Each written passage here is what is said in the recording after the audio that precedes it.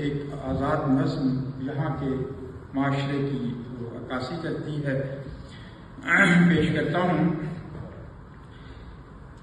یہ باپ کا پیغام ہے اپنے بچوں کے نام۔ کہا کس نے کسی کے بن کٹھن ہے زندگی میری، کہا کس نے کسی کے بن کٹھن ہے زندگی میری، کہا کس نے گزرتی ہے میری شب جاگ کر اکثر، کہا کس نے اکیلے کاٹنے کو دوڑتا ہے گھر، کہا کس نے اداسی نے یہاں ڈالے ہیں ڈیرے اب، کہا کس نے کہ تنہائی میرا دکھ ہے کوئی بانٹے، کہا کس نے بچھڑنے کا تو غم دل چیر دیتا ہے، کہ تنہائی میں آنکھوں کو یہ بھر بھر نیر دیتا ہے، مگر جس نے کہا سچ سچ کہا اس نے، حقیقت ہے کہ اب اس عمر میں رہنا اکیلے مار دیتا ہے۔ میرے بچوں، مجھے اس عمر میں تنہا نہ رہنے کے لیے چھوڑو، بھرے گھر میں مجھے ایسے اکیلا چھوڑ مت دینا، فقط ملنے نہیں آنا، میرے تم ساتھی رہنا، تمہیں دیکھوں گا تو ہر پل مجھے جتنی خوشی ہوگی، میرے ہر سانس میں داخل نئی زندگی ہوگی، مجھے تم چھوڑ مت جانا،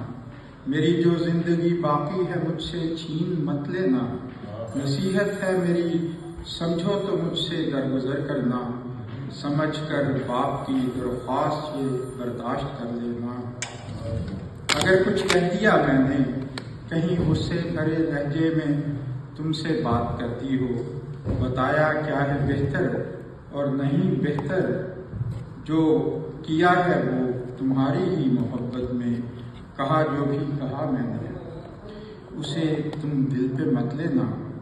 دعائیں بھی بہت رو رو کے کی میں نے، اگر تم جاننا چاہو،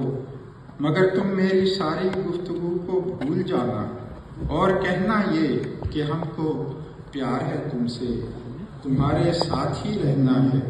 ہم سب نے ہمیشہ ہی، اگر چاہو میرے پیارے جگر گوشو، ہمیشہ یاد رکھنا یہ ہمیں ناراض کر لو گے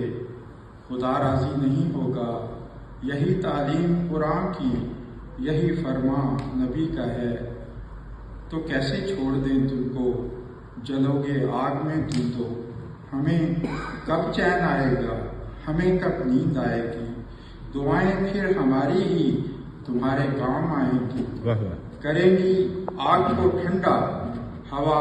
جنت کی لائیں گی، تو منہ جنت سے مت پھیرو، دعاؤں سے نہ منہ موڑو۔ ماشاء اللہ، بہت ہی خوبصورت کلام محترم ڈاکٹر طارق انور باجوہ صاحب پیش کر رہے تھے۔ اب اس سے پہلے کہ آج کی جو نشست ہے اس کے ہمارے دو مہمان شعراء ہیں۔